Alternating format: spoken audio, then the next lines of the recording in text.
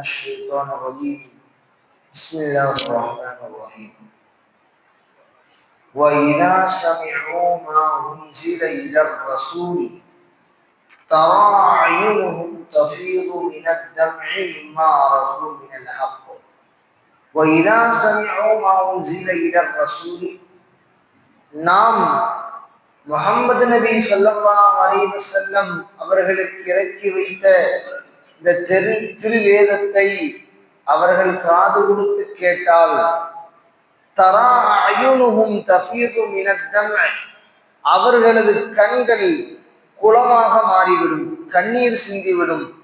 மிம்மா அரஃபு மினல் ஹக், அவர்கள் உண்மையை அறிந்து கொண்டதன் காரணத்தினால் அவர்களது கண்கள் கண்ணீரை சிந்திவிடும் என்று அல்லாஹ் தஆலா சொல்கிறான். இன்னும் அவர்கள் சொல்வார்கள், யகூலுன ரப்பனா ஆமன்னா, எங்களது ரப்பே, ஆமன்னா நாங்கள் உன்னையும் உனது திருத்தூதரையும் இந்த குர்ஆனையும் ஈமான் கொண்டோம். ஃபக்துபுனா மஅஷாஹிதீன், எங்களை லா இலாஹ இல்லல்லாஹ் என்ற கலிமாவை சொன்ன அந்த சாட்சியாளர்களுடைய கூட்டத்தில் எங்களை எழுதிவிடு என்று அவர்கள் துவா கேட்பார்கள் என்று சொல்கிறார்கள். அதாவது இந்த ஆயத்து நேற்றைய தினம் சொன்னோம், நஜ்ஜாசி மன்னர் குறித்து இறக்கி அருளப்பட்டது. அல்லாஹ் சொல்றான், அந்த நஜ்ஜாசி மன்னரும் அவரை சார்ந்த அந்த மக்களும் இஸ்லாத்தை ஏத்துக்கிட்டாங்க. அவர்கள் இந்த குர்ஆனை காது கொடுத்து உங்களது நாவினால் கேட்டிருந்தார்கள் என்றால் அவர்களது கண்கள் தார தாரையாக கண்ணீரை வடித்து இருக்கும். சூரத்துல் அன்ஃபால்னு ஒரு சூறா இருக்கு. அந்த இடத்துல ஒரு முஃமின் என்று ஒருவரை எப்படி அடையாளம் கொள்வது? நம்மள லா இலாஹ இல்லல்லாஹ் கலிமா சொல்லியிருக்கிறோம், நமக்கு லா இலாஹ இல்லல்லாஹ் கலிமா சொல்லியிருக்கிறோம், நம்ம முஃமின் முஸ்லிம்னு சொல்றோம். உண்மையிலே ஒரு முஸ்லிமை எவ்வாறு அடையாளம் காண்பது என்று அல்லாஹ் தஆலா குர்ஆனிலேயே வழி சொல்றான். கேள்வி குர்ஆன்ல இருந்தே கேட்கப்படுது, பதிலும் குர்ஆன்ல இருந்தே கொடுக்கப்படுது. என்ன அல்லாஹ் சொல்றான்? இன்னமல் முஃமினூன அல்லதீன இதா ذுக்கிரல்லாஹு, அல்லாஹ்வுடைய பெயர் சொல்லப்பட்டால், ஞாபகப்படுத்தப்பட்டால், வஜிலத் குலூபுஹும், அவர்களது உள்ளங்கள் ஆட்டம் கண்டு விடும், உள்ளம் நடுங்கி போயிடுவான். அல்லாஹ்வை பயந்துக்கோ அப்படின்னா அல்லாஹ் மேல உண்டான அந்த பயத்தால உள்ளம் நடுங்கிடும். இது ஈமானினுடைய அடையாளம். ஒருத்தர் ஈமான்தாரின்னு எப்படி கண்டுபிடிக்கிறது? ஒண்ணு. ரெண்டாவது, வைதா துலியத் அலைஹிம் ஆயாத்துஹு ஸாதத்துஹும் ஈமானா, அவரிடத்தில் இந்த குர்ஆன் ஓதி காண்பிக்கப்பட்டால் அவருடைய ஈமான் அதிகமாகும், கண்ணீர் வடிச்சிருவார். ஒரு உண்மையான ஒரு முஃமினுடைய ஈமான் என்பது இந்த குர்ஆனை அவர் செவிமெடுத்து காதுதாழ்த்தி கேட்டால் அழுது விடுவார். ஆனால் குர்ஆன் என்பது இப்பொழுது வெறும் சடங்குகளாக, நம்மளது மற்ற காரியங்களுக்கு, இதர காரியங்களுக்கு பயன்படுத்தக்கூடியதாக மட்டுமே மாறிவிட்டது. குர்ஆன் அல்லாத ஒரு சமுதாயம், இஸ்லாமிய சமுதாயம் வெற்றி பெறுமே என்றால் ஒன்றும் கிடையாது. நமது மற்ற தேவைகளுக்கு எவ்வளவோ நாம் என்னென்ன விஷயத்தெல்லாமோ கத்துக்கலாம். ஒரு 20 வருஷத்துக்கு முன்னாடி உள்ள பிசினஸ் இப்ப அப்கிரேட் ஆயிடுச்சு. அதுக்கு தகுந்த மாதிரி நம்மளுடைய தொழிலை மாத்திக்கிறோம், நம்மளது கணக்கீட்டு முறைகளை மாத்திக்கிறோம். 20 வருஷத்துக்கு முன்னாடி நம்மளுடைய வீட்டினுடைய முறைகள், கூரை வீடு, கார வீடுன்னு சொல்லிட்டு நம்மளுடைய வீடுகள் இருக்கிறதே உயர்தரமான வீடு, ஓட்டு வீடாதான் இருந்துச்சு. இப்போ என்ன தேவையோ அதுக்கு தேவையான அப்கிரேட் ஆகி மாறிக்கிறோம். அதே போன்று ஒவ்வொரு விடயங்களிலேயும் என்ன இருக்கிறதோ அதை நம்ம அப்கிரேட் ஆயிடும். செல் இருக்குது, ஒரு 4 வருஷம் ஆயிடுச்சு, அந்த செல்லை மாத்திட்டு வேற செல்லுக்கு வந்துடுறோம். எதுவாக இருந்தாலும் இப்போ ட்ரெண்டில் அது இல்லை. ஆனா குர்ஆன் ஓதுற விஷயத்துல மட்டும் அது எவ்வளவு பழசா இருந்தாலும் பரவாயில்ல, குர்ஆன் ஓத தெரியலாட்டாலும் பரவாயில்ல, இது எப்படிப்பட்ட மனோநிலை? அல்லாஹ் மறுமையில கேட்பான்ல, இத்தனை வருஷம் உனக்கு நான் கொடுத்தனே, வாழ்றதுக்கான வாய்ப்பு கொடுத்தனே, அல்லாஹ்ட்ட போய் பதில் சொல்ல முடியுமா? யா அல்லாஹ், நான் நிறைய சம்பாதிச்சேன், என் பிள்ளைங்களை கல்யாணம் பண்ணி வச்சேன், என் பிள்ளைங்களை நல்லா படிக்க வச்சேன், நல்லா செலவழிச்சேன், உன் குர்ஆனை ஓதுறதுக்கு எனக்கு ஒரு 5 நிமிஷம் கூட டைம் இல்லை, உன் குர்ஆனை ஓதி பார்க்கறதுக்கு, அதை கத்துக்கிறதுக்கு எனக்கு ஒரு 2 நிமிஷம் கூட டைம் இல்லை அப்படின்னு அல்லாஹ்ட்ட நம்ம சொல்ல முடியுமா? அல்லாஹ் கேட்பானே, என்னோடு பேசுவதற்கு உலகத்துல அல்லாஹ்ட்ட பேசுறதுக்கு ஒரே ஒரு மொழி மட்டும்தான் இருக்குது, அரபி கிடையாது. அதுக்கான அரபின்னு சொல்லிட மாட்டோம், அரபி மொழிதான். ஆனால் அரபி மொழி மட்டுமல்ல, அந்த அரபி மொழியில குர்ஆன், அரபி மொழியில என்னத்தலாமோ பேசிட்டு போலாம், இந்த அரபி மொழியில் இந்த குர்ஆன் மட்டும்தான் அல்லாஹ்வோடு பேசக்கூடிய இந்த பேச்சு. கலாமுல்லா, இதுக்கு பேர் என்னன்னா கலாமுல்லா, அல்லாஹ்வினுடைய திருவார்த்தை. உலகத்தினுடைய எல்லாம் படைக்கப்பட்டது. மரம், செடி, கொடி, உயிரினங்கள், நம்மை போன்ற மனிதர்கள், ஜின்கள், மலக்குமார்கள் எல்லாம் படைக்கப்பட்டது. இந்த குரான் படைக்கப்பட்டது கிடையாது. நம்ம கண்ணு முன்னாடி ஏடாக 2 அட்டை போட்டு நடுவுல பெயிண்டிங் பண்ணி இருக்கிறது. இது வெறும் குரான் என்பது படைக்கப்பட்ட ஒரு பொருள் கிடையாது. அல்லாஹ்வுடைய வார்த்தை. எப்படி நம்மிடத்திலிருந்து வந்த வார்த்தை அது ஒரு படைக்கப்பட்ட ஒரு பொருள் கிடையாது. இது அல்லாஹ்விடத்திலிருந்து வந்த வார்த்தை, கியாமத் வரைக்கும் அழிக்க முடியாதது. யார் நியமமாக இதை ஓதுகிறாரோ அவரை அல்லாஹ் முன்னும் பின்னும் வலதும் இடதும் மேலும் கீழும் எல்லா புறத்திலிருந்தும் அல்லாஹ் பாதுகாப்பான். அவருடைய ஈமான பாதுகாப்பான். எல்லா விதத்திலிருந்தும், பொருளாதாரத்திலிருந்தும், எல்லா சஞ்சலங்கள் கஷ்டங்களிலிருந்தும் இந்த குரான் அவரை பாதுகாக்கும். இந்த குரான் அவரை பாதுகாக்கும்.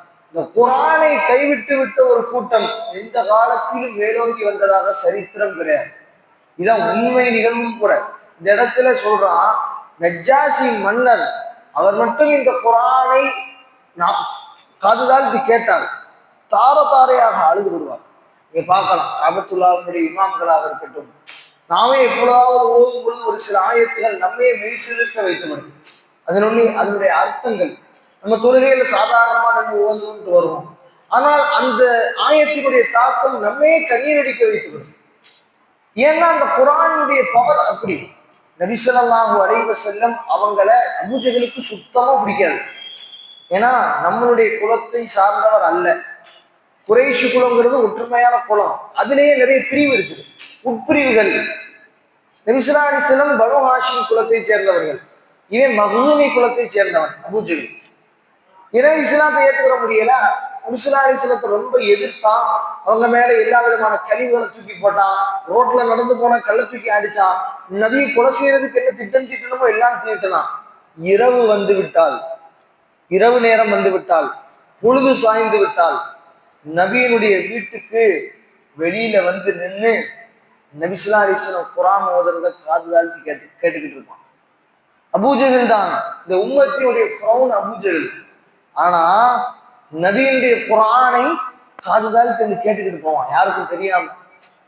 ஏன்னா நபி ஸல்லல்லாஹு அலைஹி வஸல்லம் ஓதக்கூடிய குர்ஆன் அவ்வளவு பிடிக்கும், குர்ஆனும் அவ்வளவு பிடிக்கும். என்ன, நபி ஸல்லல்லாஹு அலைஹி வஸல்லத்தை ஏத்துக்கிறதுக்கு 2 காரணம். அவங்க சொல்லக்கூடிய கருத்தை மறுத்தல்ல. ஒண்ணு, அவர் நம்ம குடும்பத்தை சேர்ந்தவர் கிடையாது. ஒண்ணு. 2வது விஷயம், அவரோடு இருப்பவர்கள் எல்லாருமே ஏழைகளாக, கீழ் ஜாதி மக்களாக இருக்கிறார். பிலால் ரலியல்லாஹு போல கருப்பினத்தினுடைய அடிமையை கூட வச்சிருக்கிறாரு. உங்களோட போய் நம்ம எப்படி சகவாசம் வச்சுக்கிறது என்ற இந்த 2, ஒண்ணு புலப்பெருமை, இன்னொன்று மற்றவர்களை எல்லாம் கூட வச்சிருக்கிறவங்க எல்லாம் ரொம்ப கீழ்த்தட்டு மக்களா, ஏழைகளாக, கீழ் ஜாதி மக்களாக இருக்கிறாங்களே, இவங்க கூட போய் நம்ம இருக்கணுமா, ஒன்றோடு ஒன்றாக உட்காரணுமா, இவங்களுக்கு பொண்ணு கொடுக்கணுமா, இவங்களோட வியாபாரம் செய்யணுமா என்ற ஒரு கீழ்த்தரமான மட்டகரமான எண்ணம் அவனை இஸ்லாத்தை ஏற்க விடாமல் தடுத்தது. இப்ப விஷயத்துக்கு வர்றோம். அவன் ரொம்ப பரம எதிரி தான். ஆனா அவன் கூட இந்த குர்ஆனை கேட்கறதுக்கு டெய்லி வந்துடுவான் இரவு நேரத்துல. விஸ்லாலிசன் மக்கால இருக்கக்கூடிய காலங்கள் உமர் ரலியல்லாஹு விஸ்லாலிசனத்தை வெட்டி வீழ்த்தீர்வேன்னு வந்தாங்க. நான் தான் அந்த 100 ஒட்டகம், செவ்வொட்டகம் பரிசறிவிக்கப்பட்டது. யார் நபியினுடைய தலையை கொண்டு வருகிறார்களோ அவர்களுக்கு 100 செவ்வொட்டகம் பரிசு அப்படின்ட்டு யார் அறிவிச்சா? அபூஜஹல் அறிவிச்சாங்க. சத்தியம் நீங்க கொடுத்தான், ஆபத்துல்லா, நான் வெட்டுனா கண்டிப்பா தருவேன், அந்த பரிசை நான் வாங்கிக்கிறேன், என் பொறுப்புன்னு தன்னுடைய குத்துவால உருவிட்டு வந்தாங்க. ரோட்ல வந்தவங்க உமர் ரலியல்லாஹு அவங்களோட சொல்லப்பட்டுச்சு, எங்க போறப்பா? ஒரு நபர் கேட்டால் எங்க போறேன்? இல்லை, நான் நபி முகமதை வெட்ட போறேன் ஸல்லல்லாஹு அலைஹி வஸல்லம். ஏன் வெட்ட போறேன்? இந்த மாதிரி அவருடைய கருத்து ரொம்ப முரணா இருக்கு, நமக்கு கடவுள்லாம் என்னங்கிறார். முதல் உன் வீட்டை போய் பாரு. வீட்டுக்கு போனா தனது தங்கை உட்கார்ந்து குர்ஆன் ஓதிக்கிட்டு இருக்கிறார். தனது தங்கையும் தனது தங்கையினுடைய கணவர் தனது மைத்திரனும் உட்கார்ந்து குர்ஆன் ஓதிக்கிட்டு இருக்கிறார். உள்ள வந்தவர் பெரிய சம்பவம். உள்ள வந்தவர் தன் தங்கச்சியையும் அடிச்சு, தன் மச்சானையும் அடிச்சு, அவங்களுக்கு மத்தியில் காயம் ஏற்பட்டு தங்கையினுடைய முகத்துல ரத்தங்கள் வலிந்து ஓடி எல்லாம் நடந்துச்சு. இதெல்லாம் அவங்களுடைய ஈமானுடைய மாறுதலுக்கு காரணமாகல. தங்கச்சியினுடைய முகத்துல அந்த ரத்தம் வந்ததுக்கு அப்புறம் ஒளிஞ்சிருந்து அவங்க என்ன ஓதுறாங்கன்னு உமர் ரலியல்லாஹு கேட்டுட்டு தான் வீட்டுக்குள்ள வந்தாங்க. அது அவர்களுடைய உள்ளத்தின் தாக்கத்தை ஏற்படுத்திச்சு. இந்த குர்ஆனினுடைய அந்த தாக்கம் எப்படிப்பட்ட, நபி ஸல்லல்லாஹு அலைஹி வஸல்லத்தை கொலை செய்வேன் வந்தவர் இந்த குர்ஆனை கால் தாழ்த்தி கேட்டுட்டு அது என்னமா அதை என்ற கூட நான் பார்க்கணும்னு கேட்டான். அப்படியே அல்லாஹ் டவுன் ஆக்கிட்டான். அவ்வளவு டெம்பர்ல இருந்த ஆளை அல்லாஹ் டவுன் ஆக்கி எப்படிப்பட்ட ஹிதாயத்தை அல்லாஹ் கொடுக்குறான். அதாவது அவங்க மட்டும் அந்த நேரத்தில் இஸ்லாத்தை ஏற்றுக்கிறதுனா அவங்களும் அபூஜஹல் மாதிரி இருந்திருப்பாங்க, அபூஜஹல் மாதிரி இறந்து போயிருப்பாங்க நபியினுடைய கரத்தால். ஆனால் அல்லாஹ் பாதுகாத்து அவங்களுக்கு இஸ்லாத்தை கொடுத்தான். குர்ஆனை கொடுங்க, நீங்க முதல்ல உங்களை சுத்தம் செஞ்சுட்டு வாங்க, உழு செஞ்சு முதல்ல உங்களுடைய உடம்பை தூய்மைப்படுத்திட்டு வாங்க, குர்ஆனை தரேன். குர்ஆனை கொடுத்தாங்க. சூரத்து தாஹா 16வது ஜுஸுவினுடைய சூரத்து தாஹாவை ஓதுனாங்க. தாஹா மா அன்ஸல்னா அலைக்கல் குர்ஆன லிதஷ்கா இல்லாததுக்கு ஓத ஓத ஓத ஓத அழுதுட்டாங்க. அல்லாஹ் தஆலா ஈமான் வந்துட்டா குர்ஆனை கேட்கும்போது அழுது வந்துடும். தார தார தார தாரையாக அழுதுட்டாங்க. அழுது முடிச்சுட்டு விசுராலிசத்துக்கு தகவல் போயிருச்சு, இந்த மாதிரி உமர் அலி எல்லாம் உங்களை வெட்டுறதுக்காண்டி வர்றாங்க, நீங்க கொஞ்சம் கவனமா இருங்க. சஹாபாக்களும் பயந்து நடுங்கிட்டு இருக்கிறாங்க. ஏன்னா உமர் அலி எல்லாம் வர்றதுன்னா சாதாரண விஷயம் கிடையாது. விசுராலிசம் சொல்லியிருக்கிறாங்க, உமர் வந்த சைத்தானே பயப்படுவான். மக்கள் எப்படி இஸ்லாத்தை ஏற்றதுக்கு அப்புறம் சொன்னாங்க, உமர் ஒரு பாதையின் வழியா போனா அந்த பாதை வழியா சைத்தானே வரமாட்டான், அந்த அளவுக்கு பயப்படுவான் சைத்தான். அந்த அளவுக்கு ரொம்ப கடின சித்தமுடையவர்கள். இஸ்லாம் அல்லாதவர்களின் மீது யாராவது இஸ்லாத்துக்கு விரோதியா வந்துட்டு அவ்வளவு கடின சித்தமுடையவர்களாக இருப்பார்கள். உடனே உமர் அலி எல்லாம் வர்றாங்க, வேகமா வர்றாங்க, அந்த வாழை உள்ள வைக்காம வேற வர்றாங்க. இஸ்லாம் அவங்க உள்ளத்துல ஈமான் வந்துருச்சு, உள்ள வச்சுட்டு வரலாம்ல, வாழை ஏந்திக்கிட்டே வர்றாங்க. சஹாபாக்கெல்லாம் கதவை பூட்டிட்டு யாரும் சொல்ல வர்றாங்க. விசுலாலிசன் பயப்படாம உட்கார்ந்தோம், வரட்டும் என்ன நடக்குதுன்னு பார்ப்போம். கதவை திறந்தவர் நேரம் வந்து ரிஸ்லா அலைஹிஸ்ஸலாத்திலே சலாம் சொல்லி அவர்களது கரங்களை முத்தமிட்டு அவ்வாறே பணிந்து தங்களது தொடையோடு தங்களது முட்டியோடு அவர்களுடைய முட்டியை இணைத்து லா இலாஹ இல்லல்லாஹ் முஹம்மது ரசூலுல்லாஹ் என்ற கலிமாவை முடிந்து இஸ்லாத்தை ஏற்றுக்கொண்டார். ரிஸ்லா அலைஹிஸ்ஸலாம் துஆ கேட்டாங்க, யா அல்லாஹ் எனக்கு அபூஜஹலையாவது உமரையாவது இஸ்லாத்தை பலப்படுத்துவதற்கு கொடு. ஆனா அல்லாஹ் எப்படி கொடுத்தான்? அதாவது அல்லாஹ்ட்ட நம்ம கேட்கிறோம், அல்லாஹ் எனக்கு ரிஸ்க் கொடு. ரிஸ்க் அல்லாஹ் எப்படி கொடுக்குறான்? யார் மூலியமா கொடுக்குறான்? ஆனா கொடுக்கறது அல்லாஹ் தான். ஹிதாயத்தை கொடுத்தது அல்லாஹ் தான். எப்படி கொடுத்தான்? இந்த குர்ஆனின் மூலியமா கொடுத்தான். இந்த குர்ஆனை கேட்டோம்னா அவங்களுடைய உள்ள மாறுச்சு. குர்ஆனை கேட்டோம்னா அவங்களுடைய உள்ள மாறுச்சு. இஸ்லாமிய சொல்றாங்க, குர்ஆனை ஒருத்தர் தனியா எடுத்து வச்சுட்டு வேற ஏதாவது துவா ஓதிட முடியுமா? குர்ஆன் ஒருத்தர் வேண்டாம், நைட்டு தூங்கும்போது என்ன ஓதும்? ஆயத்துல் குர்சி வரும். வீட்டுல உங்களுக்கு முசீபத் இருக்குது, சூனியம் இருந்தால் கூட உங்களுக்கு வீட்டில் உள்ள எல்லா விதமான முசீபத்தை எடுத்துரும். நீங்க சூரத்துல் பக்ராவை வீட்டுல ஓதுனீங்கன்னா நியமமா. குர்ஆன் அல்லாத ஒரு அருமருந்து ஒண்ணுமே கிடையாது. யாருக்காவது நம்ம உங்களுக்கு உடம்பு சரியில்லை ஏதாவது ஓதி பாருங்க, ஓதி பார்க்கறதா எங்க இருந்து ஓதிட போறோம்? ஏதாவது மந்திரம் ஏதாவது இருக்கா? குர்ஆன் தான். அல்லாஹ் குர்ஆன்ல சொல்றான், வனஸீரு மினல் குர்ஆனி மா ஹுவ ஷிஃபாஉ வ ரஹ்மத்துல் லில் முஃமினீன். இந்த குர்ஆன் இருக்கிறதே மூமின்களுக்கு நாம் அருமருந்தாக, ஷிஃபாவாக, நிவாரணம் கொடுக்கக்கூடியதாக நாம் இறக்கி வைத்தோம்தான். ஆனா இந்த குர்ஆனை நம்ம ஓதுறதும் இல்லை, அதுல இருந்து நம்ம ஆரோக்கியத்தை தேடுறதும் இல்லை, அதுல இருந்து நம்ம பரக்கத்தை தேடுறதும் இல்லை, அதை ஓதுறதுக்கான நேரம் கொடுக்கறதும் இல்லை. அல்லாஹ்ட்ட போய் நம்ம என்ன பதில் சொல்ல போறோம்? கொஞ்சம் நம்ம யோசிக்கிறோம். அல்லாஹ் தஆலா நமக்கு கொடுத்த பெரிய நியமத்து இந்த குர்ஆன் தான். கண்டிப்பாக ஒரு அதை உணர்த்துறதுக்காண்டி சொல்றேன், என் வாழ்க்கையில அல்லாஹ் தஆலா எனக்கு கொடுத்த பெரிய நியமத்தை நான் அல்லாஹ்வுக்கு அதிகம் நன்றி செலுத்துவது. அதை கொடுக்கல இதுக்கு. அல்லாஹ்வே நீ குர்ஆனை மரணம் செய்ய வைத்தாயே, உனக்கு 1000 கோடி நன்றிகள் செலுத்தினால் அதுக்கு ஈடாகவே ஆகும். அல்லாஹ் தஆலா அவ்வளவு பெரிய பாக்கியத்தை எத்தனையோ பேர் உலகத்துல இருக்கு, அல்லாஹ் நமக்கு தேர்ந்தெடுத்திருக்கிறாங்க. இதை விட என்ன பாக்கியம் இருக்க முடியும்?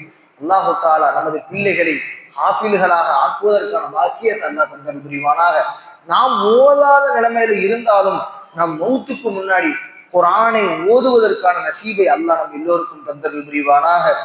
ஆகிரு தஅவானா அல்ஹம்துலில்லாஹி ரப்பில் ஆலமீன். அஸ்ஸலாமு அலைக்கும் வரஹ்மத்துல்லாஹி வபரகாத்துஹு.